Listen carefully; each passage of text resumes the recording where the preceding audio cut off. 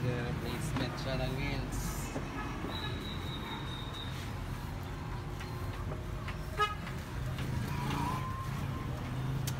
Ito rin guys, may dinala yung client natin dito. Ganon din yung issue, yung wheels basag din. Ito yung mga wheels dito nagkaroon ng ano, tama, ayan o, sumayan kasi nabasag yung wheel cage nya. So papalitan din natin ng ganito na lang siguro, kasi hindi na natin maihabol yung dati same parehas na parehas.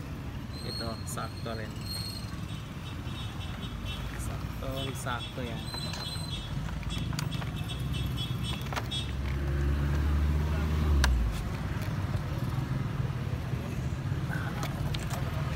Yan, sige.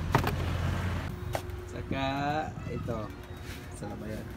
Ito dito na yung ayari ko. Ito ang inaayos sa kabila. Yan pa rin yung guys, yung ginamit naming wheels, tapos yung cage same pa rin. Yan, sa mga gusto magpagawa, PM lang po sa Facebook page natin. Guys, may malita pala tayo rito. Yung sira guys ay ito. Yan, nabasag na yung ano niya, yung wheel bracket. Dalawang piraso na lang yung natira.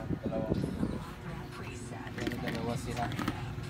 So magre-replace din tayo guys ng bagong wheel cage at wheel bracket. Ayan, kasya, swap na swap. Ayan o. Tapos yung wheels yan guys, ito.